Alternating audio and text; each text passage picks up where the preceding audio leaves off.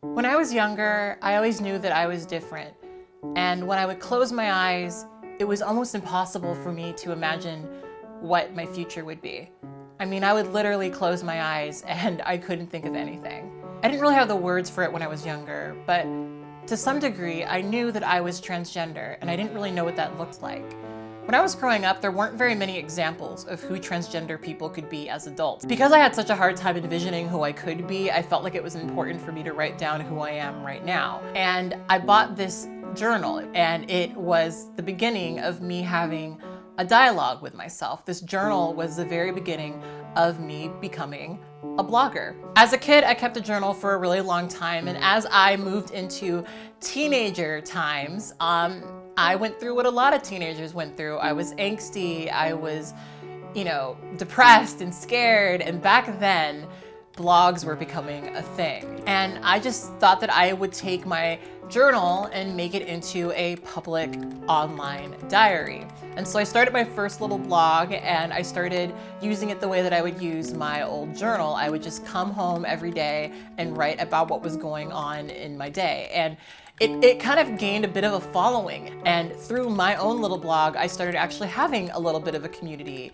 And it was really great to sort of meet people from around the world who were having similar experiences as I was. A lot of people who followed my blog told me that I should go and start a YouTube page. And so every week, my parents would give me $25 for allowance. And usually I would go and spend this on Sims expansion packs. But one time I decided to go and actually get a webcam, and I started a YouTube channel. And I used my YouTube channel the way that I used my public diary. I would come home every day from school and just speak to it and just talk right into the camera. But because it was such a touchy conversation for me, I really wanted to keep it secret. I didn't want my friends or my family or my classmates to know anything about my little blog. And back then YouTube was definitely not what it is today. There was no such thing as being a YouTuber. I was just somebody who had a YouTube page. So in high school, I was an eccentric art kid. I was in theater. I hand painted most of my t-shirts. Like, I was just that kid. My big goal at that point in my life was to get into CalArts, which was my dream school. It's a school that was started by Disney, and back then all I wanted to do was be an animator. And so most of my time was spent with me doing my portfolio, which was at one point in time the main topic of my YouTube channel. Now, I will say that I was a little popular in school. I figured that people knew me because I was in theater. And I didn't find out until I was about to graduate high school that literally everyone watched my YouTube channel. And my YouTube channel was peak teenage angst. It was me gossiping. It was a lot of stuff that I didn't think people were looking at. But by the time I was in my senior year, I already knew that I was going to CalArts. And so I was really excited to embark on this brand new journey in a whole new place where I knew absolutely nobody. Now, the coolest thing about college is once you get there, you realize that you have no responsibility to be the person who you said you were the day before. It forced me to really think about who I was. While I'd always kind of known that I was transgender, it was really my first year in college where I knew that I was a trans woman. And of course that presented a bunch of complications because specifically being a Black trans woman is scary, and I knew that transition would paint a target on my back. But I had to move forward with my authenticity and truly be who I knew myself to be. So back then, YouTube was very important to me. I needed a place to vent, and I needed a place to share all of the things that I was experiencing in that strange point of my life. So year after year after year, I progressed in my transition, and by my last year of college, I had legally changed my name to Catherine. One of the big reasons why I wanted to change my name before I graduated college was because I, at the time, was very, very invested in stealth. In the early days when I started reading about trans life, the story kind of went like this. You figured out that you were trans, you started taking hormones from, some person on the streets, your body started changing, you got a bunch of surgeries, you eventually got V surgery, you killed everybody who ever knew you before, who knew who you used to be, moved to another state, and then you married a man and fell in love, and now you're writing this account from, your white picket fenced house where you've got 2.5 children and a dog, and your life is just perfect. I mean, all of that with the exception of obviously killing everybody. But that was the narrative. The narrative was that you were transitioning to disappear, to not be seen, so that nobody knew that you were trans, because that would just make your life easier. I wanted to be able to go through my life only being known as Catherine. So after college, I moved back in with my parents, and my parents had moved to a totally new town.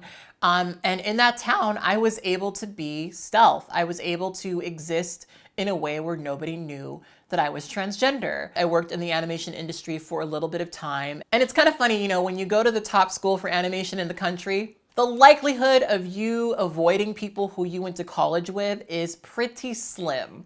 So I figured out pretty quickly that stealth in the animation industry was not only kind of impossible for me, but also really irrelevant, because animation really is one of those things where they really do care about what you do and less about who you are. And so going into the animation industry was actually one of the first times I recognized that maybe I didn't need to be stealth. Maybe that wasn't the most important thing in the world for me. So after working in the animation industry for a bit, I kind of recognized that it wasn't for me, which of course was a really upsetting realization to have when I'd worked so hard to get there. So I went back home and I did a bunch of children's illustration for a bit. And after that, I went back to YouTube. And by the time I returned to YouTube, YouTube was a totally different platform, like a completely different thing. Being a YouTuber was a thing you could be. When I started back up on YouTube, it was this weird thing where I was trying to, on one hand, remain stealth, but also have enough of a following to where I could kind of make a little bit of money and sort of sustain myself a little bit. And of course, these two goals were kind of contradicting each other. In the midst of me wanting to turn video creation into a career, I had this amazing idea to make a video with a little startup company that no one knows about being transgender. And I remember when I went into film this video, which was about pronouns, I thought to myself, who's gonna watch this video about pronouns? So the video goes up and it comes out really well and it reaches a bunch of people and the view count just gets higher and higher and higher, and more people see it and more people are sharing it, and I start getting messages from people. I start getting these emails from people who have met me, in the past 2 years, who had no clue that I was trans. So people in general had a pretty positive reaction to that video, but the worst was yet to come.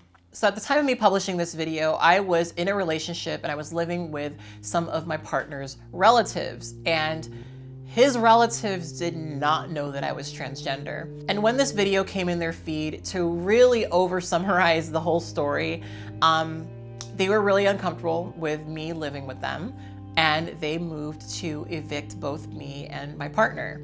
And I have to say that that was honestly one of the scariest points in my life, because when I got evicted from the place that I lived with my partner, it was absolutely terrifying to recognize that my initial fears were not totally unfounded. But sometimes a good thing about hitting a low point in your life is recognizing that you can only go higher.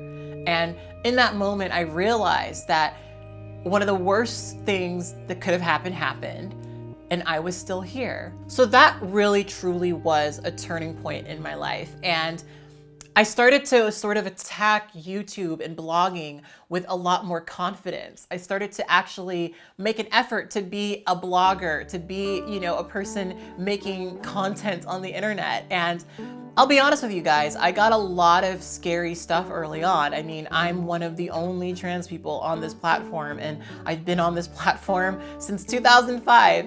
And a lot of people who are trans YouTubers, they come on here and they're there for a couple of years and they disappear, but I'm one of the few that is stuck around. And, even though YouTube makes me so uncomfortable, even though being on YouTube makes me so uncomfortable, I've learned that me being here touches so many people. I will never forget that I was speaking at UC Boulder, Colorado, and there was this trans guy who came up to me after one of my talks, and he told me that the video that I made where I spoke about pronouns was one of the things that helped him realize that he was transgender.